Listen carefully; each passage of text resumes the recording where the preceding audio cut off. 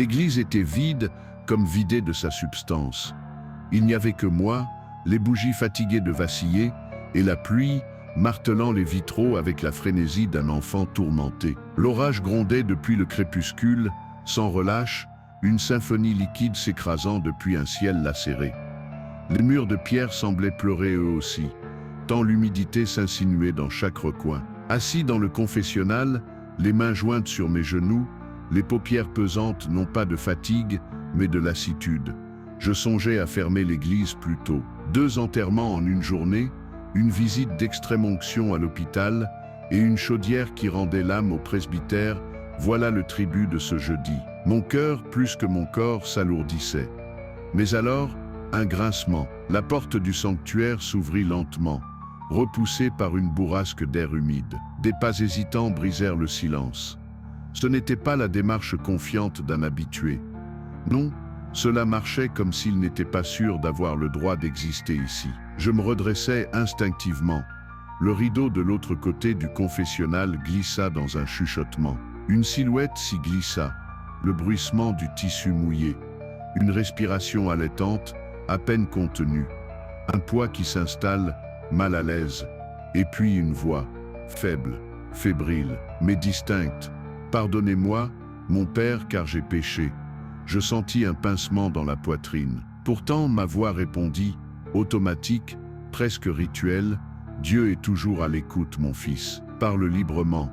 Le Seigneur accorde sa miséricorde à ceux qui la recherchent. » Il ne répondit pas tout de suite. Mais l'air avait changé, je savais dans mes os qu'il allait parler, et que ce qu'il s'apprêtait à me confier ne serait pas facile à entendre.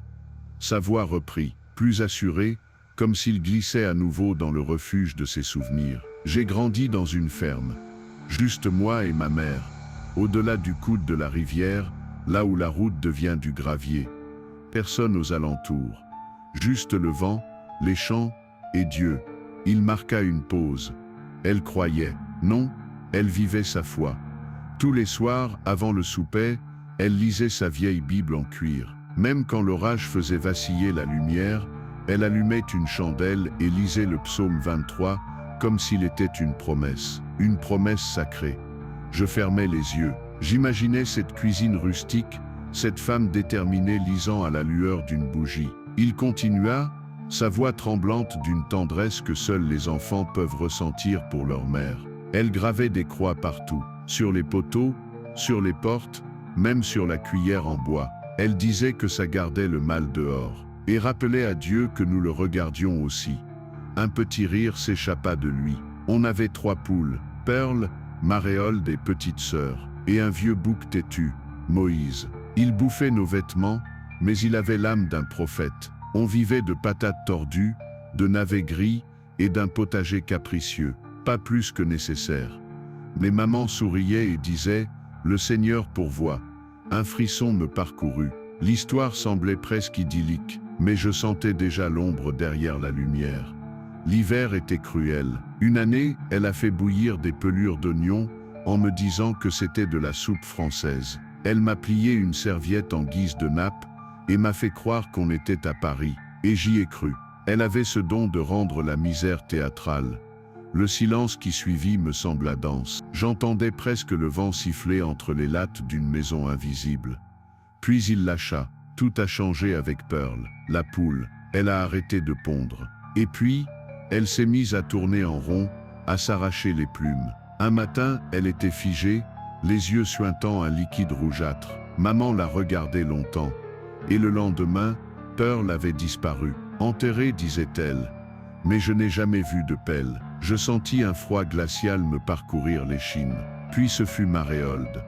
Ensuite petite sœur. Puis Moïse. Tous. Même regard étrange. Même disparition. Maman disait qu'elle gérait, que tout allait bien. Il raconta comment le jardin avait pourri de l'intérieur. Les carottes éclatées, les navets noirs, les patates creuses comme des coquilles. J'ai demandé si on était maudits. Elle a dit que non, que Dieu nous mettait à l'épreuve. Alors elle priait encore plus fort. Elle ne mangeait presque plus. La nuit, je la trouvais agenouillée à la fenêtre, murmurant des psaumes à l'obscurité. Sa voix vibrait d'un amour douloureux. d'une foi enfantine érodée par la vérité. Un matin, elle m'a dit « Va en ville, trouve quelqu'un de froid, de seul. Ramène-le ici. Dieu récompense la bonté. » C'était logique. Dans sa foi, plus tu avais peu, plus tu devais donner. Et il l'a fait. Il a trouvé un homme près de la gare. Affamé, vêtu de guenilles, rêvant de pain. Il l'a ramené à la ferme.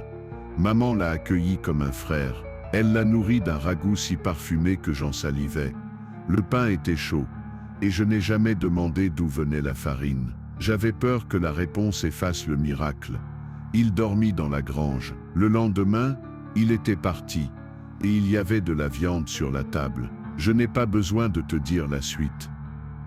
La confession pesait comme une corde tendue entre nous, chaque mot du pénitent tressant un nœud plus serré dans l'obscurité. J'avais cessé de respirer à rythme régulier, conscient du moindre bruissement, comme si ma propre présence risquait de briser un équilibre fragile. Sa voix, pourtant, ne tremblait plus. Elle coulait avec une clarté froide, détachée comme un fleuve emportant les vestiges d'un barrage brisé. Après cet homme-là, il y en eut d'autres, pas souvent. Juste assez, maman me disait « Dieu pourvoit par les mains de ceux qui n'ont plus rien ». Et moi, je croyais encore qu'elle voyait quelque chose que je ne pouvais pas comprendre. Il se tut un moment, puis reprit plus lentement. Elle a instauré un rituel. Avant chaque repas, elle sortait une serviette blanche. Du linge que l'on n'utilisait qu'à Noël. Elle la drapait sur sa tête comme un voile, lentement, en silence. Puis elle me regardait et disait « Fais pareil, mon cœur. On se voile pour ne pas qu'il nous voie manger. » Je me mordis l'intérieur de la joue. Ce n'était plus de la foi. C'était une liturgie noire, une perversion du sacré. Mais je ne dis rien. Elle priait, toujours la même prière. Mot pour mot, 3 fois. « Seigneur, bénis ce repas. Bénis l'âme qui l'a donné. Et garde nos mains de trembler lorsque nous recevons la grâce. » Je devais la murmurer. « Moi, toi, mets une seule bouchée avant. » Il reprit son souffle. Mon cœur tambourinait, mais je restais figé, statue d'écoute. Je mangeais en silence. Chaque bouchée réchauffait mon estomac d'un feu que je n'ai plus jamais retrouvé ailleurs. Et j'ai cru pendant longtemps que c'était normal, qu'il n'y avait rien à craindre de l'amour d'une mère, même lorsqu'il goûtait le péché. Il marqua une pause. Puis sa voix se brisa légèrement.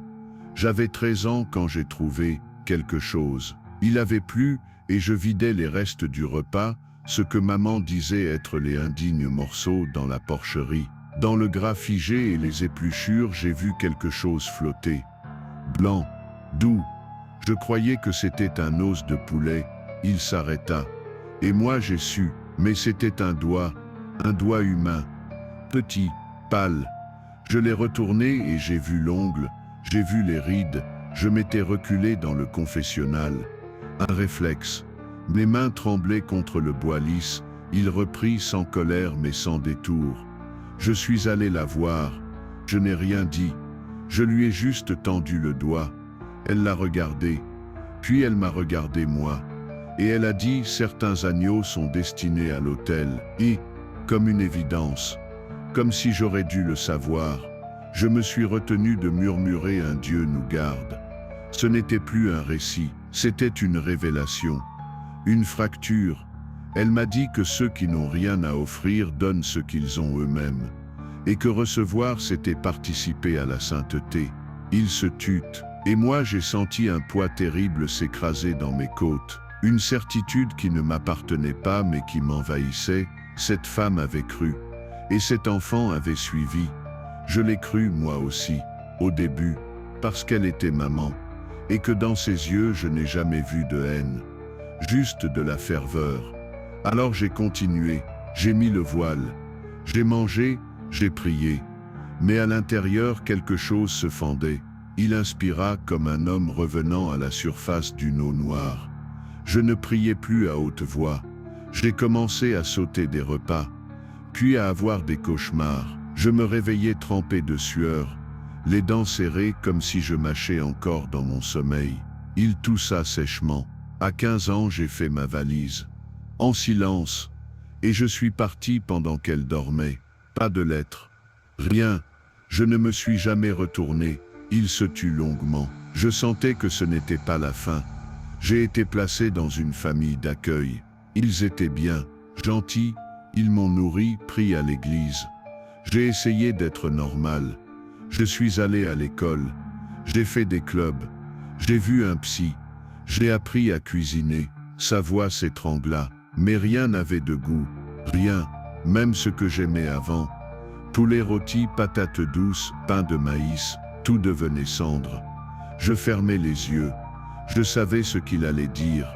Et j'aurais voulu me boucher les oreilles. J'ai essayé tous les régimes végétariens, carnivores, jeûne, boue, glaise, glace. Rien.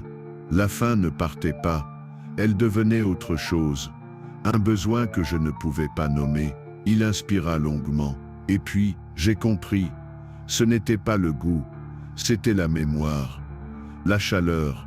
Le rituel. La transgression.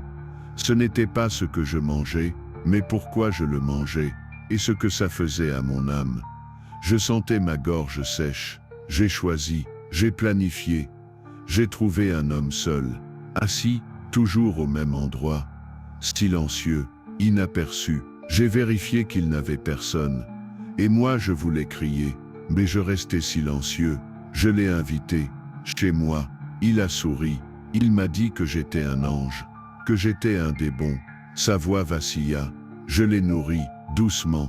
J'ai préparé la serviette, le ragoût, le pain, le thé. Et pour la première fois depuis des années, j'ai été rassasié. Un silence immense s'installa. Je n'entendais plus la pluie, juste le battement de mon propre cœur. Mon père, dit-il doucement, presque dans un souffle, ai-je une place dans le royaume? Je pris une longue inspiration, et je parlais. Mon fils, il est des fardeaux que nous portons sans les avoir choisis, des héritages que l'on confond avec de l'amour. Mais tu n'es pas ta mère, et tu n'es pas au-delà du pardon. Il ne répondit pas. Alors j'ajoutais, avec fermeté, mais la miséricorde divine n'est pas gratuite. Elle exige vérité, pénitence et abandon, pas seulement du péché, mais de la volonté de pécher. Je sentis la sueur froide le long de mon cou. Tu dois t'arrêter, tu dois te rendre, tu dois choisir un chemin qui tourne le dos à la fin, le silence, et puis un léger bruissement.